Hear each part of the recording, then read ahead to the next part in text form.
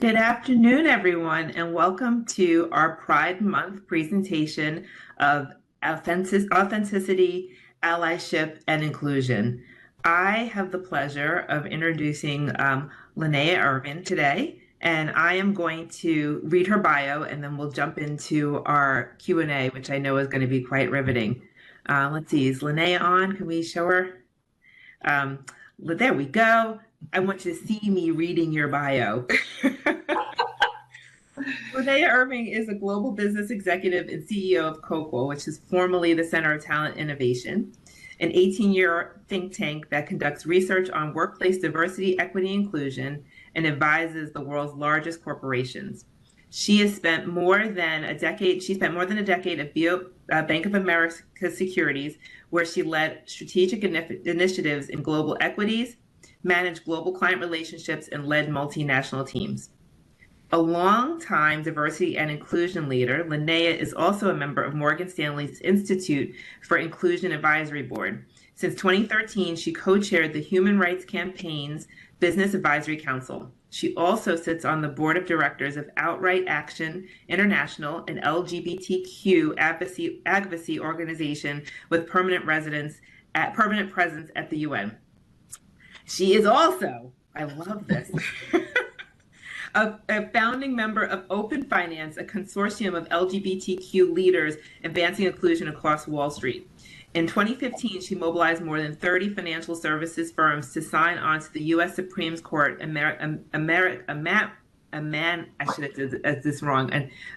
Amicus brief in support of federal marriage equality. You can correct me on my pronunciation when I start talking to you. She was also named one of Crain's New York Business 2022 Notable Black Leaders and Executives. In 2021, Lanaya was named to Yahoo's Finance Top 100 Outstanding LGBT plus Executives list.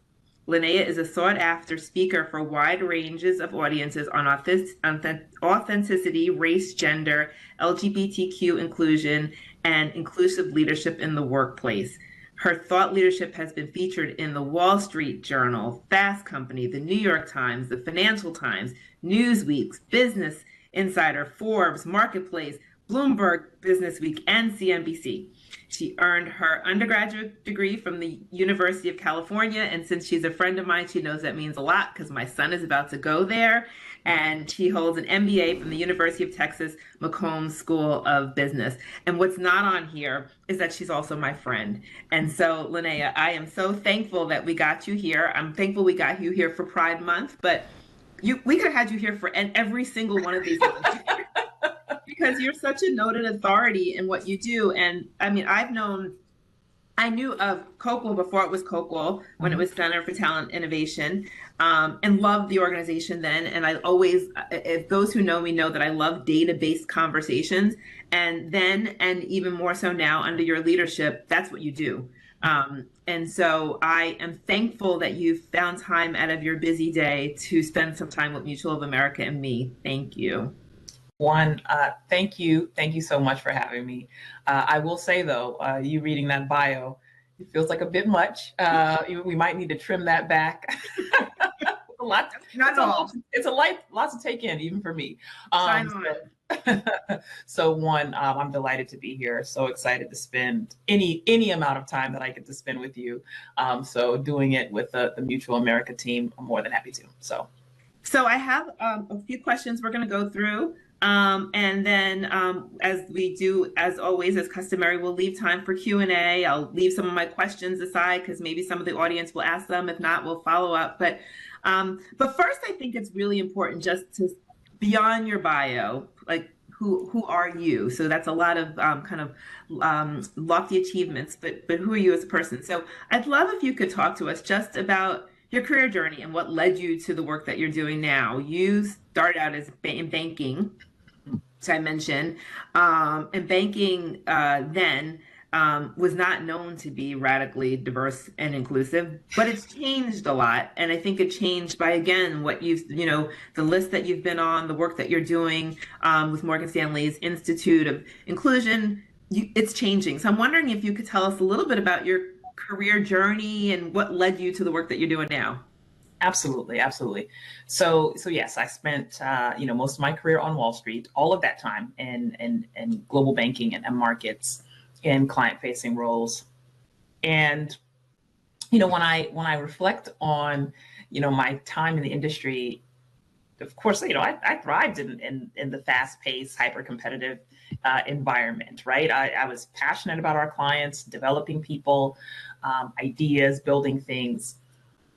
But if you want to think back, 15, 17 years ago, uh, even if you approach 20, but there was very little representation at the most senior levels at the bank, the firm that I was at. And of course, you had a sprinkling here and there.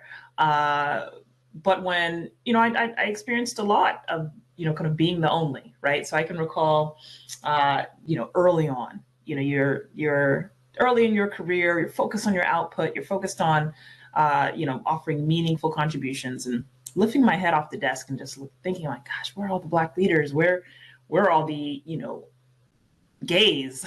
There were no out LGBTQ executives, at that time, when I think 17 years ago. And, of course, as I advanced in my career, I've begun to realize that, my visibility mattered, right? I got really involved with our ERGs, our Black professional group was actually quite sizable, still participated there. LGBTQ Pride Network, had no leadership and was struggling. So I kind of leaned into that space. And then of course, as I advanced in my career, right, as I grew my senior, obviously it gave me an opportunity to engage, with diversity, equity, and inclusion more strategically within the organization, within the business. And it's one of those things where if I walked into our annual hedge fund client conference, for example, I walked in expecting to be the only in the room, right? It was a familiar experience, especially I guess within banking and markets, being the only Black body in a room, or female or out kind of leader in the room. And it definitely shaped the interactions, right? And so I was very active in ensuring that the industry was ready for more talent like me, right? So I involved, I was a Ready? part of. Was the industry ready? Just curious, did you think it was ready then? Ooh, I mean, I will say it didn't matter if they were ready or not, right? I was there.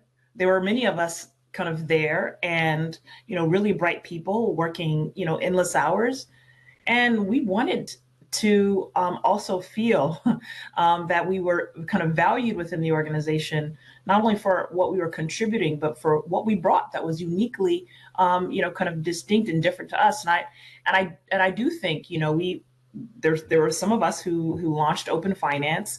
We'd come together once a month. A different company would host, and we did some meaningful things. Tax, like grossing up on domestic partner benefits. This was pre-marriage equality, right? And so there was a tax difference in what you paid if you had a domestic partner or spouse leverage, healthcare benefits, but we couldn't be married. So essentially, we received this additional tax, regardless of kind of our home composition. So we, had 18 firms gross up on domestic partner benefits, and then marriage decision came, and so we led the amicus brief working group for Wall Street. We had 33 firms from a fairly conservative industry sign on in support of marriage equality, in support of the communities they serve and their talent. And we were doing these things alongside our day-to-day roles, and it was mostly because we felt the need, right? We saw the talent coming up behind us, and we wanted them. There was so much time colleagues of mine spent in the closet. We didn't want that for the future generations. The same thing for Black and brown talent in the organization and in the industry. It's like we wanted them to see reflections of themselves in leadership, reflections of themselves being a part of positive culture within the organization, right? So I don't think I had a choice. It's part of the fabric. But now a lot has changed. You're right. A lot has changed. You obviously see there are women in top jobs, or your executives of color, a lot of out LGBT executives, even in C-suite roles. So, and there's an industry focus on a robust focus on human capital, I think, in DEI. So that's yeah. I mean, the industry is a wonderful place, but I think it's better for it. I mean, I think having you know, a few dozen individuals over the better part of a decade really pushing for greater equality and inclusion, it mattered. Yeah. In a way, it almost doesn't so much matter if you're ready because you were there. So Yes. whether you were ready or not, you're there. So you talked, I don't know how much the audience knows about this concept of intersectionality, Yeah. right? But you lean into that. What's the obvious? You're a Black female CEO. I didn't mention in your bio, but I could do an equally long bio on your wife, who is also a powerhouse in the financial services industry.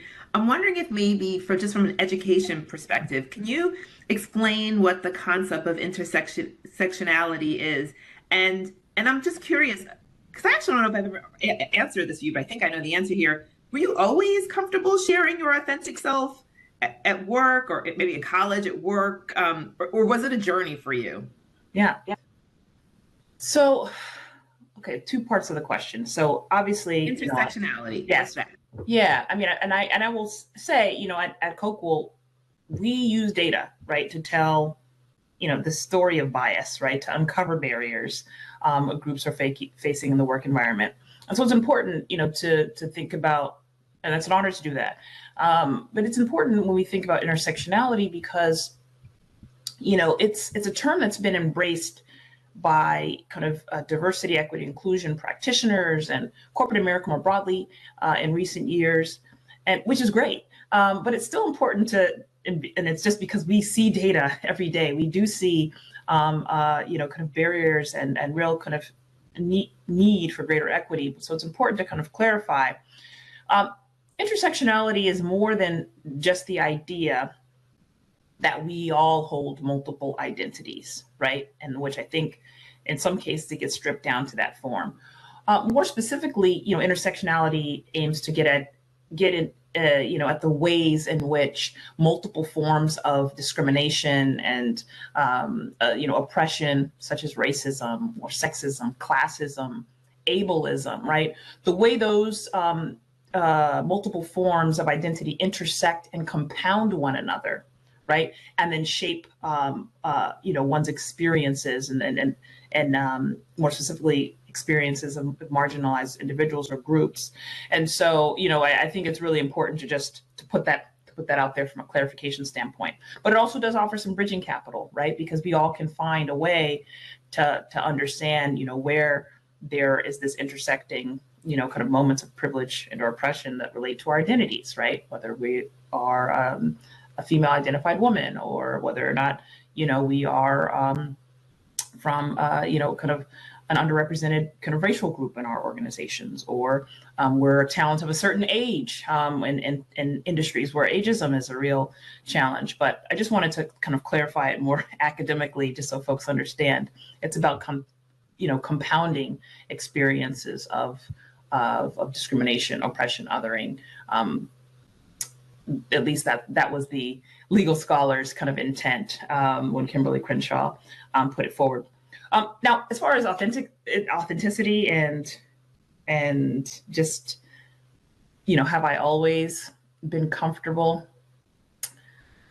I mean, yes, absolutely. I mean, to some degree, I lean into being me, right? And so during my career, I could never really hide from difference. I didn't have that luxury per se. I am unapologetically Black and female and an out leader in corporate spaces. And I do spend a lot of time talking about the power of authenticity. And I've always brought that voice to my work.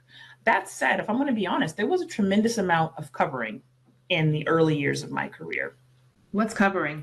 Covering is when you downplay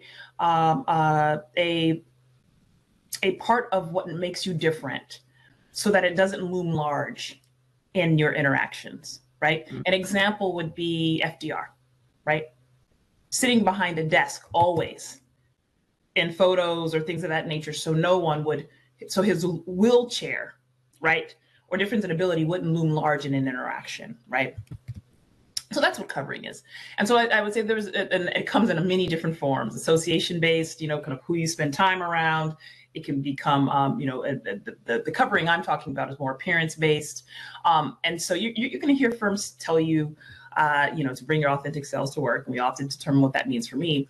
But for me, there was a tremendous amount of appearance-based covering. So I straightened my hair, I wore silk blouses and pearls, and I performed hyper femininity. And obviously, you know me outside of the office, so you know that's kind of, you know, not the way I dress any other time. But I had a closet with what I called my Condoleezza Rice wear, a separate closet with what I called, you know, my Irvin wear. And, you know, perhaps I wore this uniform as armor, right? Again, so my difference didn't loom large in interactions where I was already one of few, right? I was already perhaps the only Black body in the room, only female body in the room.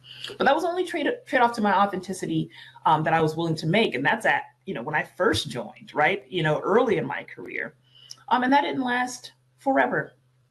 But in the early years of my career, that was the case. And many years later, when I was more senior in the organization, known quantity, of course, I had a certain degree of agency. I decided there'd be no more trade-offs to my authenticity, right? So I decided to lose, you know, the blouse and the pearls and the wildly uncomfortable shoes, and I traded them for I traded them for made-to-measure suits and cufflinks, right?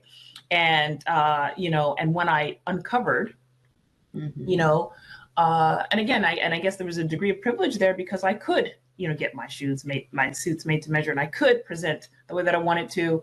But when I uncovered, something extraordinary happened. I, you know, thought I had really great work relationships and client relationships, but I felt more connected to my clients and colleagues. You know, no longer was I hiding behind a filter, and, you know, my work and my communication, my leadership all benefited, you know, during that point when I was at the bank. And so, you know, relationships and work experiences that I thought were great became almost transformational.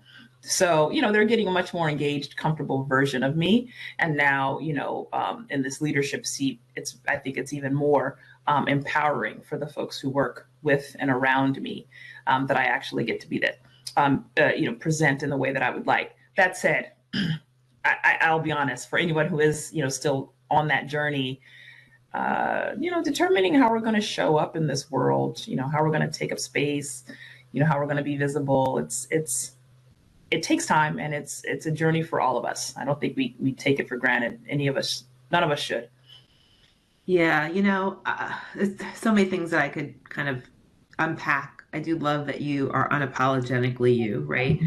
I had a conversation with a colleague not long ago, and this person told me that they weren't, they didn't feel like they could bring their full selves to work, and whether it was the name that we call them or the pronoun that they used.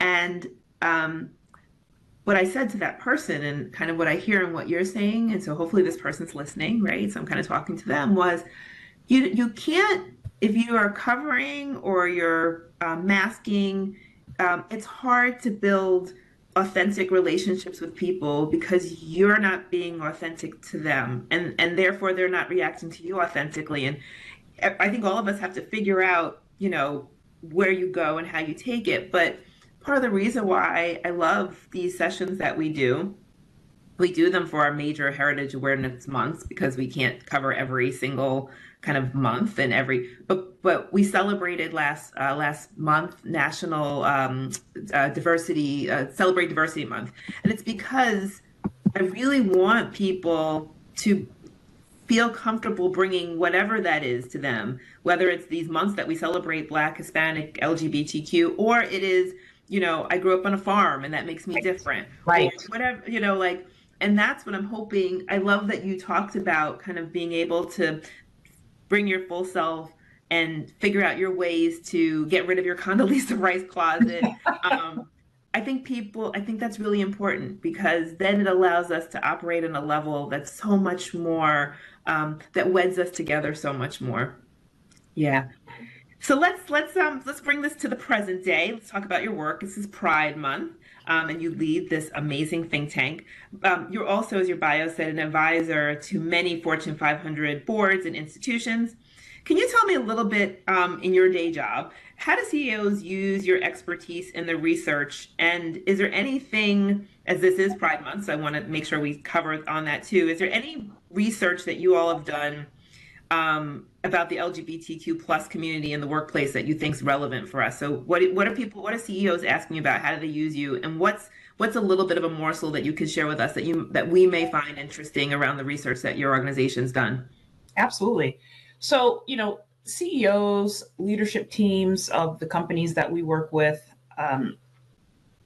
they often, of course, they use our data, our findings, the frameworks we offer up, in our studies and recommendations for action.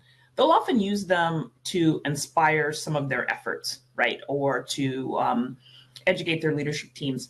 And they'll often they'll invite me in, to have, some of these conversations where it can just be closed door session, lift the veil a bit, right? With their teams to really grapple through, opportunities for awareness, blind spots that they feel that they may have when they're trying to deliver their best in way of, kind of a culture of belonging within the organization. But oftentimes they'll look to our data to inspire some thinking, right? And so that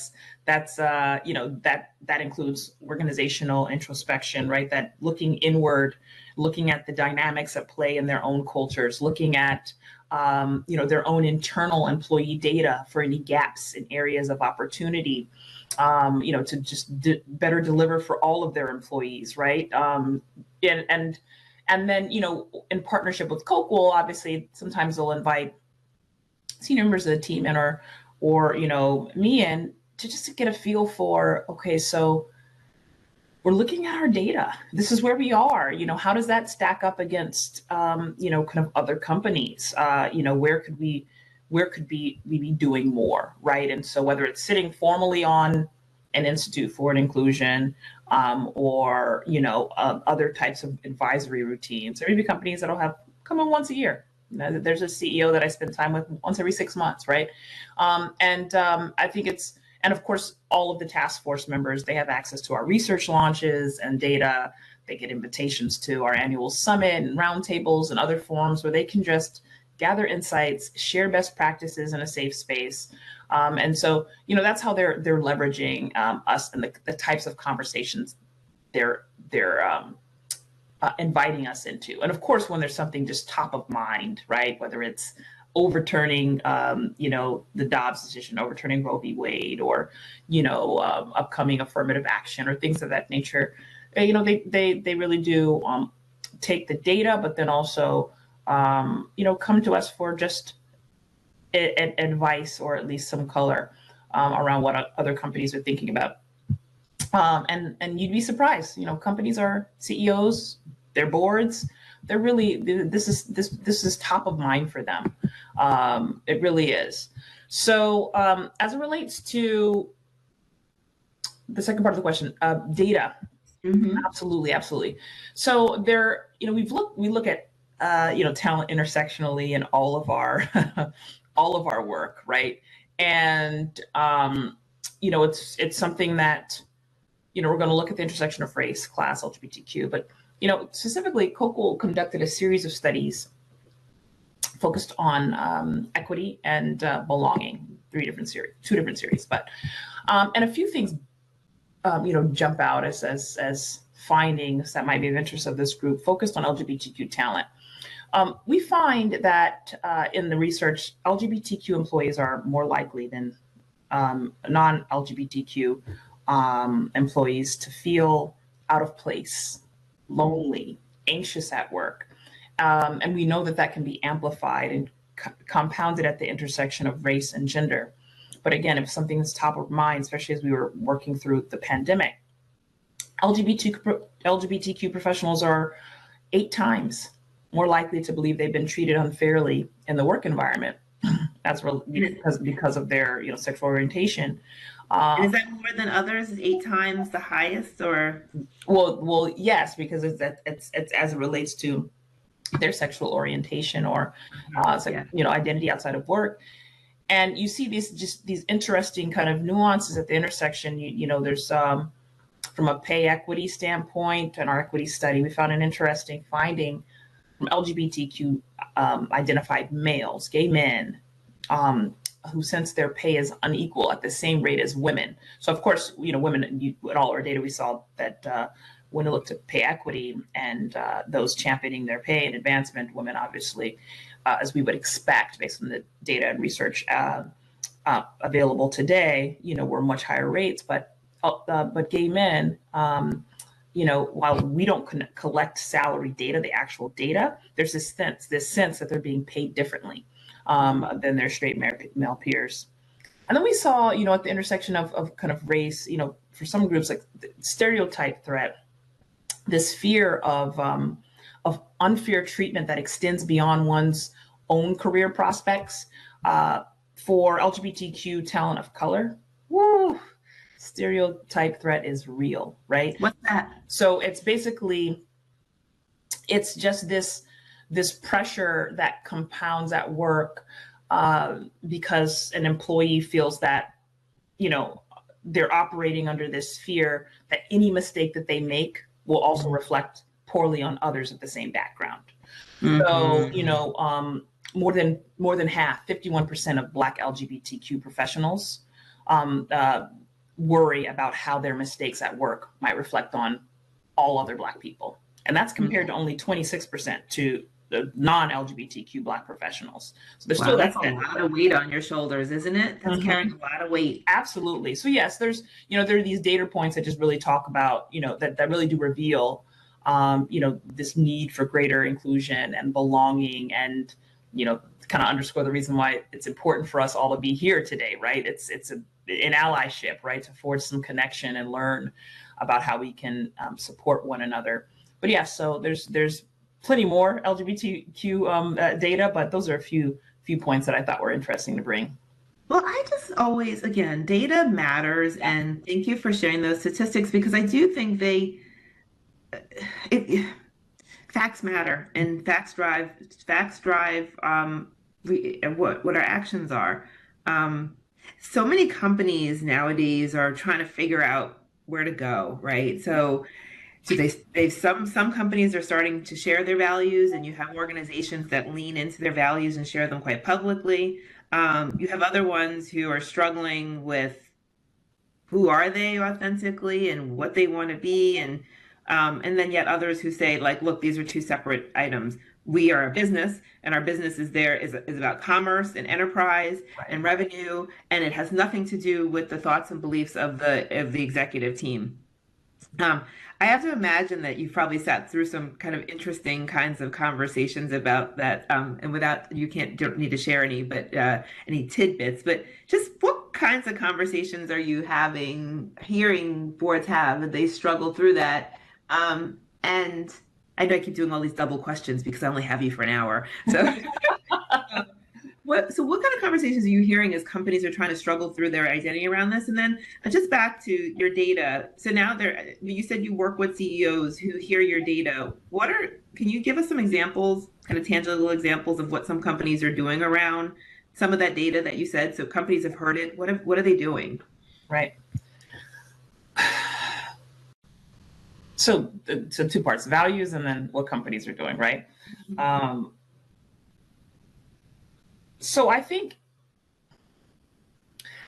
we've come to a point, I think, in history where companies are beginning to realize that stakeholder expectations have changed, right? Mm-hmm. The employee, your customer base, no matter if it's direct consumer or business customer base, your board of directors,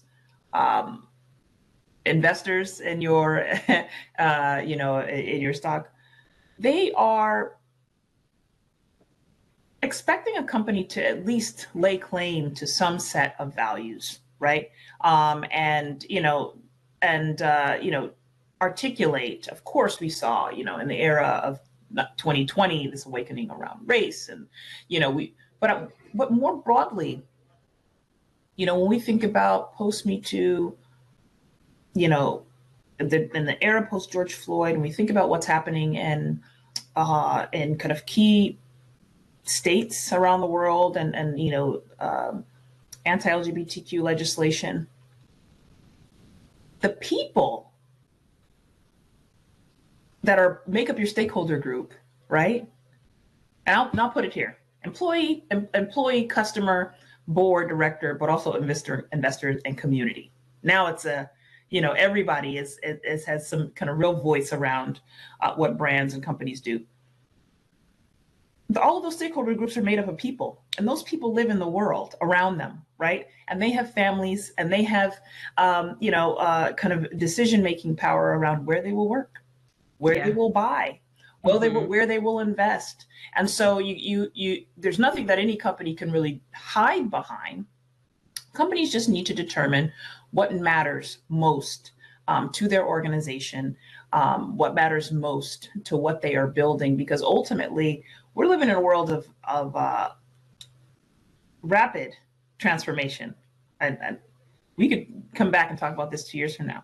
We live in a rapidly transforming world, and I think there will continue to be a war for talent, and I think the companies who are going to compete and survive in the future are going to be the ones who can fully activate talent. They can find talent and celebrate brilliance and celebrate difference, so that they can be the most innovative, the most nimble, the most capable of meeting the needs of rapidly changing demographics, quite frankly. And so the companies that see the future and prepare their organizations for that future will win. And so, when I think about what companies are doing and the conversations I'm having, the companies that are doing well, there are a couple of things that they're really focused on. One is ensuring that their teams, feel seen, feel heard, feel, rewarded for their contributions. Absolutely. But when it comes to our data, some of the active things that companies are doing fall in the category of looking at a talent process end to end, right? Looking at talent acquisition and recruiting practices. Is there any area for, bias to creep into some of those, routines and processes? Looking at, performance evaluation and, promotion and advancement. How, how are, kind of those decisions made and structured? Is there any room for, again, bias or inequity kind of fixed into the system, right? Because you have the cultural work, right? The best companies, you have colleagues, you want to work together, you want to be the best together. And ultimately, individuals would prefer to stay at a company that values them. And sometimes their companies realize that, like, yes, we can message the importance of equity and inclusion, and we can speak to our brand and our offerings, but we also have to look at, where there might be something that's systemic in the way that we do things, in the way that we compensate people, that actually is at odds of what we're actually trying to signal to our teams. And so some of the companies who are really, kind of really focused on action, they may say, okay, can you hear me? Can you see me? Yep. Okay. My computer went black. So apologies. They're taking the data, right? And whether they're, looking at, kind of gender, LGBTQ talent, or talent of color, or looking at different, regions of the country, and looking for where there may be gaps or opportunity, or, just kind of variations in the data that may indicate that some folks are being left behind or could have greater opportunity. That's what they're doing. They're saying, oh, Coqual just launched this study on Asian American, and Pacific Islanders. And it's saying there's a tendency, this data, okay, around, leadership and sponsorship and things of that nature. Let's look at our data. Yeah. Are we also seeing that career stall? How are we also? And so really thinking about the structural bits in addition to all the themes that really matter and to create culture. The companies that are getting it right are really leaned into that. Yeah, and I think it is recognizing that some of our systems were built with bias. Mm-hmm. And so I think as companies are trying to figure out the data, it's helpful to step back and look at it with a kind of an unimpassioned view and a data sense of, okay, where along these, where are the fault lines? Where can things change?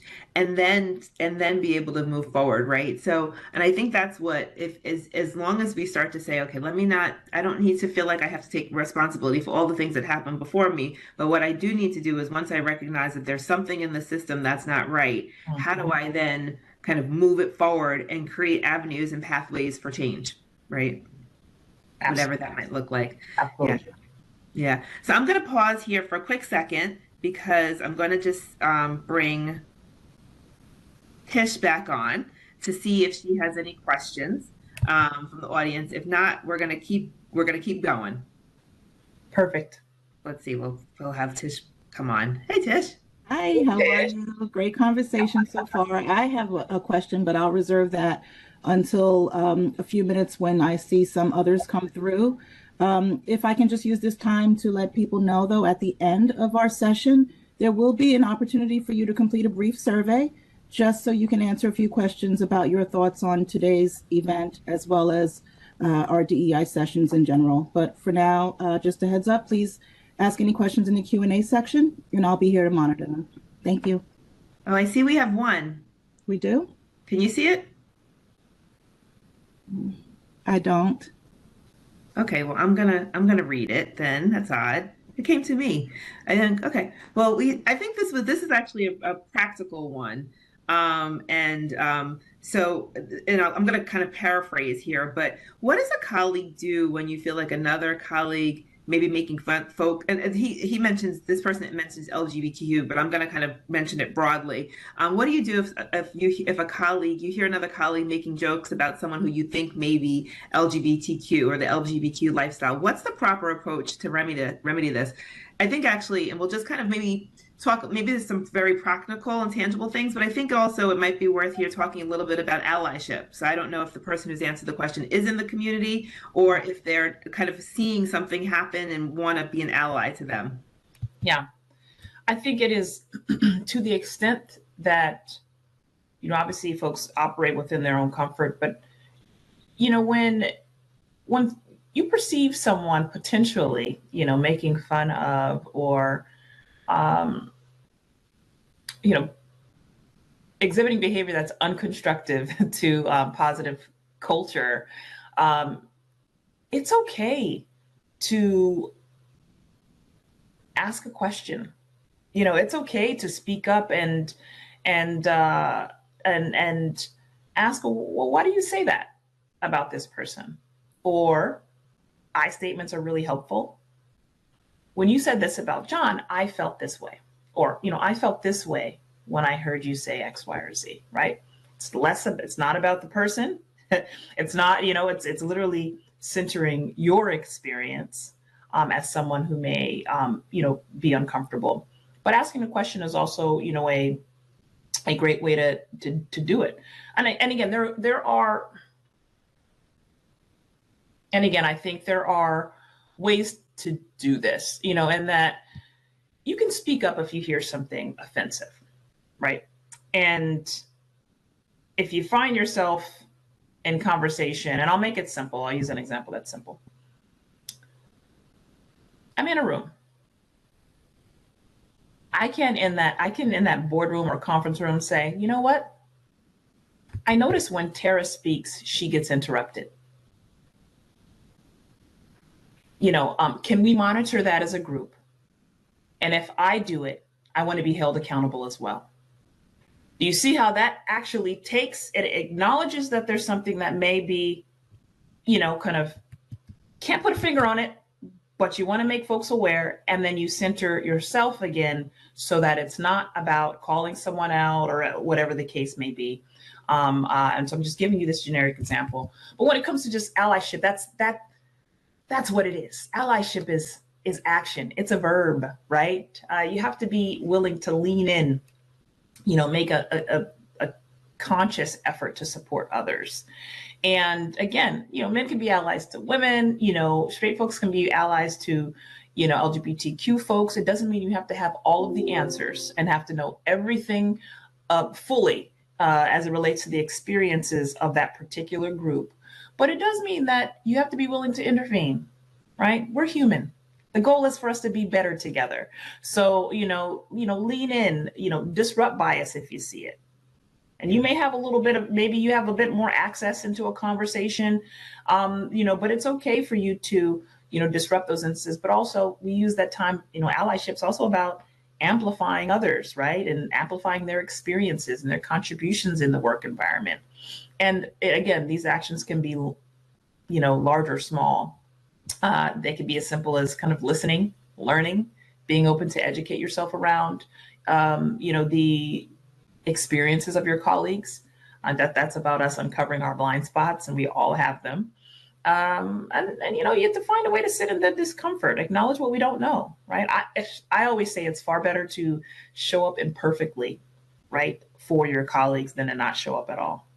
And, people can be extremely gracious, right, in the work environment, and help you, if you make an imperfect attempt, which is better than silence. Folks tend to be gracious, and they'll let you know how you can understand or how you can be better, right, in future interactions. But I think allyship is a verb, and inaction can hurt more, because sometimes it's harder for someone to champion oneself, and in other cases they may not even hear it. Right. It may be something that's, being shared behind their back or a joke behind their back. And so it's really important. And I think it's a really important foundation for us to build. And it may not be every instance, but there'll be instances where you're like, I can be an upstander in this moment, and it feels like I should. So I'm gonna quote, this is the Irvinisms. It is better to show up imperfectly than to not show up at all, right? Mm-hmm. And actually, you're a DEI practitioner. I don't say I'm not a kind of a DEI. I've lived it in my life. So I won't say that I'm an authority on it, but I'll say that it's something that I'm quite conscious about. And look, we're all learning. This generation, my kids, we talk about pronouns all the time. He, she, him, her, they, them, and this generation, and I consider myself to be pretty kind of like, I know stuff like this, but they give me a hard time. I have someone who is them and they, and I struggle because I'm like, but it's not grammatically correct. but I am learning, right? And each of us learns, and I think that that's actually the goal, is the world, the vernacular, the way that we interact with each other changes, and people's preference changes. And I think when we, to your point, show up imperfectly, but with caring, with questions, not gawking, but like truly want to understand someone else's experiences, it makes us, back to your point around the data, it makes those people who feel like they are alone feel not so alone. Or the example that I use with any of these sessions is making the unseen feel seen in a way that is supportive. So thank you for those examples, and thank you for the person who asked that question.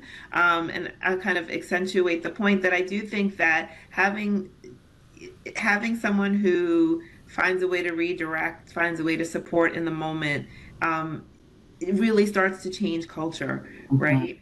It changes culture in a way that we, culture starts from the top down, but it starts from the bottom up. And from the bottom up, we need everyone to be involved with establishing the culture that we want to have here. So thank you for that. I will say one thing, and this is all the back of your comment.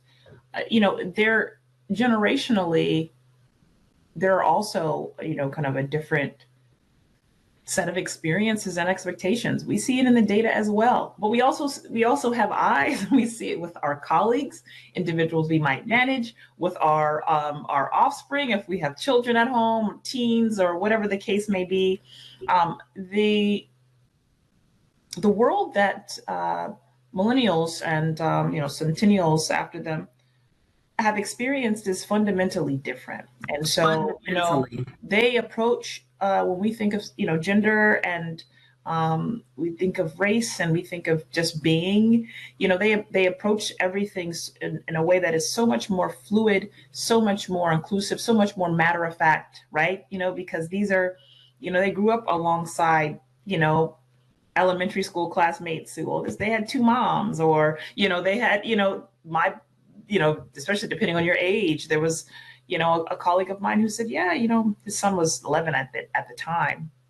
And he was saying, yeah, I realized this was the second term of the presidency. He's like, the only president, my son would know in his memory as an 11-year-old is a Black man, right? So whereas, those of us who are older, like in decades, that was something that was so historic. And, at the time, whereas, the folks who are in the work environment now and emerging talent, they really do, there's great opportunity for them to show us more, but also, there's a lot of things that have to be learned, right? A lot of tools we all have to add to our toolkit, but we see it in the data when we look at the intersection of generation.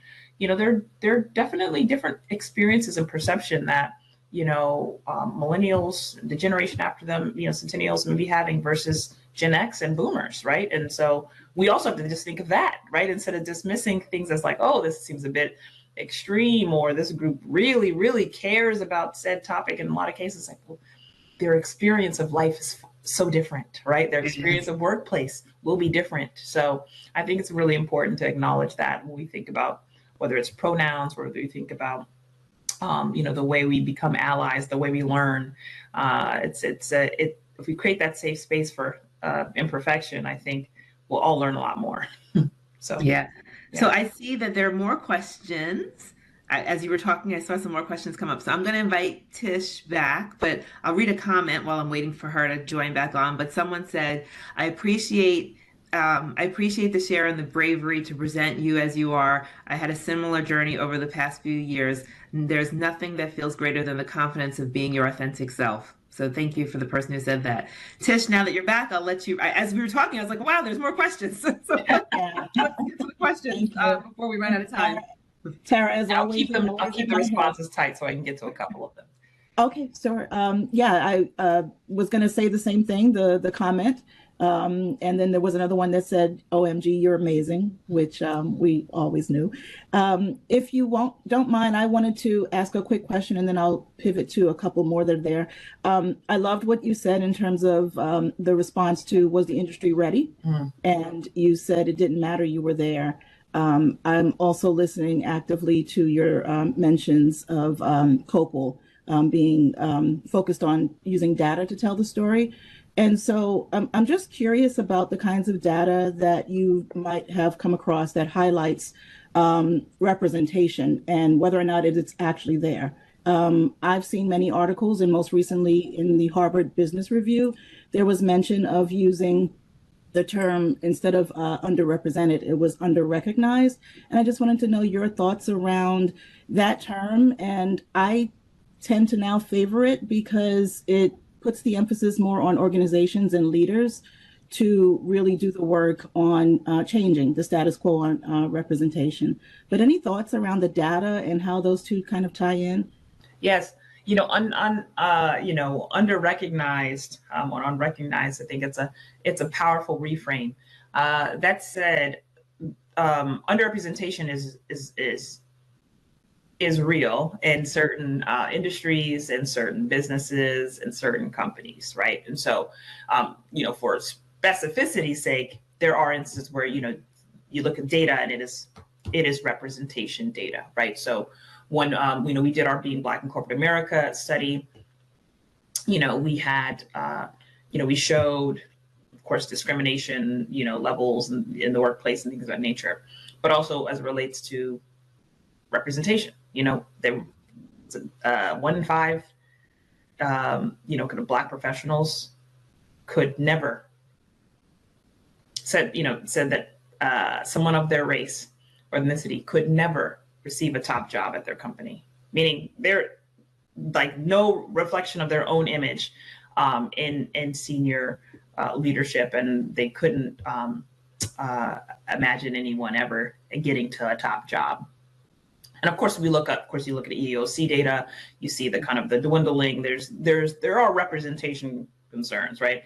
You look at that, the shoot 1 in 5, or maybe it's 2 in 5, 1 in 5 actually, said not a single manager knew them by name, right? First name. So you have these things where that's a more invisibility, unrecognized. But when you look at data, that is when you're looking at, women, when you're looking at, Latino talent, when you're looking at Asian and Pacific Islander, there is definitely opportunities for greater representation, especially as you move, advance the corporate ladder. That said, the idea of what was it? It's under recognized. Yes. Under recognized. That is relevant, right? We just launched a study called Strangers at Home, focused on Asian American and Pacific Islanders.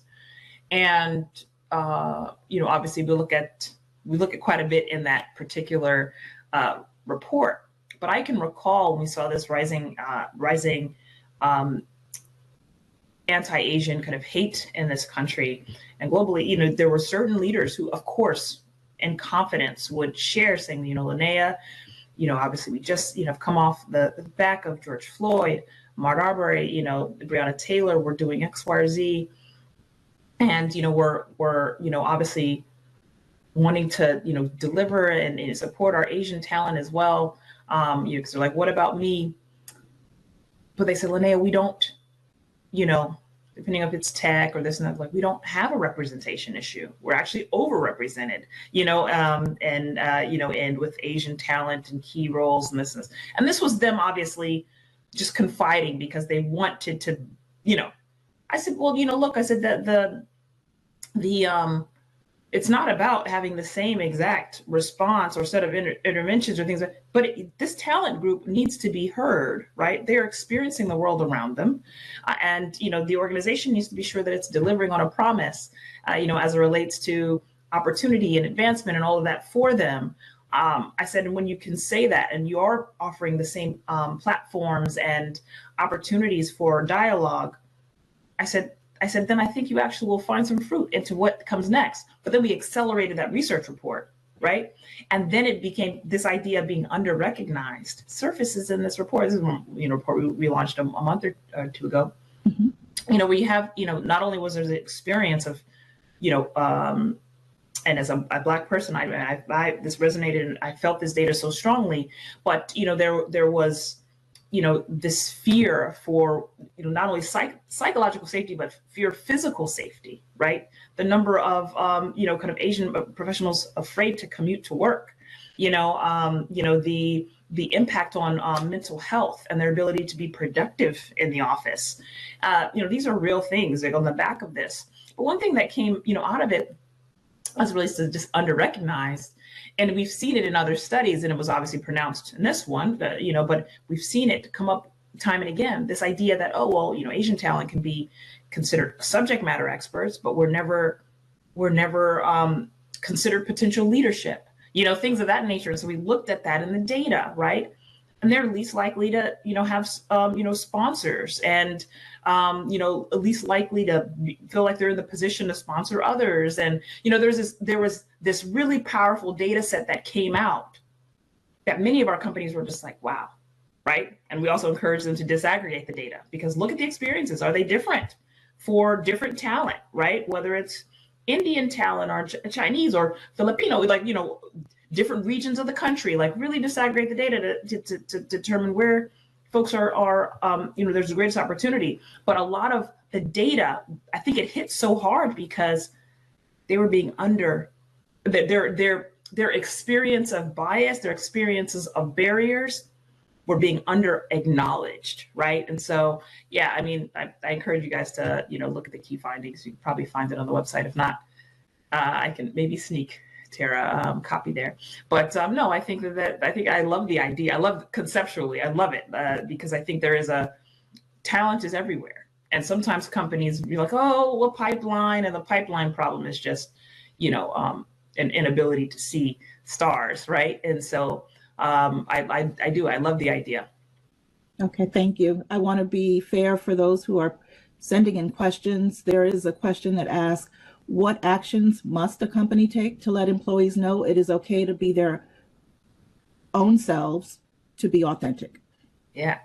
Oh, I think there's obviously signaling from the top, but having forums like the one we're having today, where there's a conversation and, where it's kind of centering someone who's obviously going to bring an unapologetic view to these things, but making so there are, forums and opportunities to share and be. And then, of course, companies must obviously engage, managers of people and those responsible for kind of day-to-day culture, and some, awareness building around what it means to be an inclusive leader, right? And a lot of that has nothing to do with what you wear or this or that. Obviously, you need to come into your work environment or the client or whatever the case, dressed in appropriateness. But the point is, it's not what you look like, where you're from. Inclusive leadership is more about ensuring, all perspectives are heard, right? And ensuring, talent has an opportunity to, talent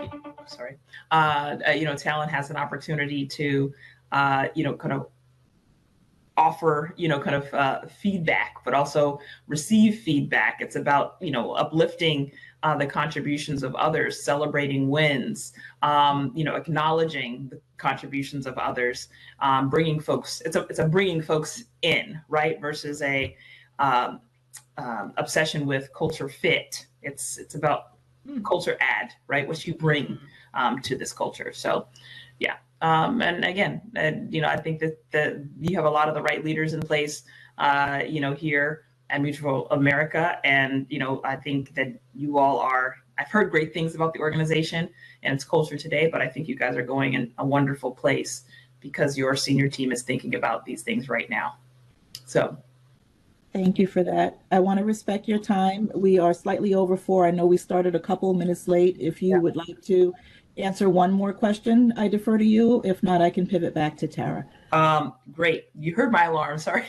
That's what I'm coming to one more thing, but I will answer one more question nice and tight. Surely. Okay. I think this alludes back to when you uncovered, I know you said that it shockingly showed that you thought you had great relationships, but things changed for the better, as far as I recall your mention. But this question asked, did you notice any different treatment when you started presenting more authentically as yourself? Did you have any backlash, and how did you deal with that?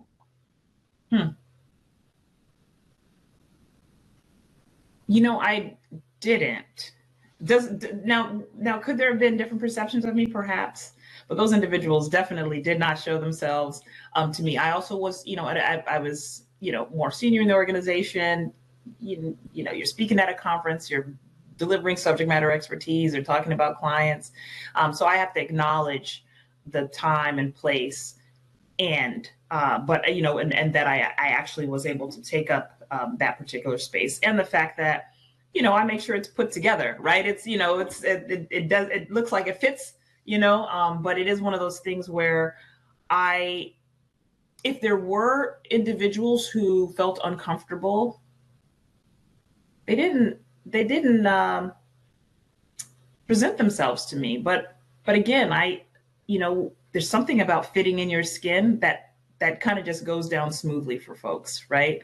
And in my case, that is exactly what happened. And, I've heard from several folks who are now, executive directors, managing directors at certain firms, who can point back to a time. They go like, I can remember 10 years ago. I can remember 8 years ago. I can remember whatever the case may be, attending X conference or seeing you speak on this thing, and seeing someone who was senior at a bank dressed like you, right? With a tie and a pocket square, and they were able to day one at their firms, Citibank, JP Morgan, or XYZ, dress the way they wanted, and they thrived, right? They're senior and title now. So, I think, what the uncovering is for you. It's not for anyone else. And so, those who opt out, you're probably better for it. Yeah. Thank you very much. I feel like what you said, you're preaching a word there, right? Around that, and I think there are people who needed to hear it. And so I'm gonna just I recognize the time. I'll tell you what the other questions were. You don't have to answer them, but I'll tell you. Someone did ask about how businesses can help LGBTQ people in other countries, and so that was one question. And then another question we had, which I think you kind of answered, is actually what your organization does. But they asked about your thoughts about getting data out there about quantifying the value of DEI. But that literally is your life's work. So they asked if they said you can see a return on investment when companies do it. Do you agree? But I'm going to answer for you if you do, because that's what you do. Absolutely. Thank you so much, my friend. You are just, I have so much respect for you as a human being, but I equally have respect for you as a professional, a woman of color, someone who is out and owns it in a way that's advocating not just for your groups, but other groups, as you spoke to the research that you do across all organizations or all types of people, and recognizing all types of people's experiences. It's an honor to have spent some time with you. I thank you for the Mutual of America, family that's still on. This again is just a part of what we've done this year, a series that we call Mutual Respect and Mutual Caring 365. So thank you for being a part of this. There's a survey that you will get right after. It's supposed to come right after, or it might be like 5 seconds afterwards, but please stay for the survey. It's the first time we've done it, and it's good to get people's feedback around this session and anything else. Lanaya, have a wonderful, wonderful rest of your week. Thank you, and thank you, everyone. Thank you for having me. Ciao. All right. Bye.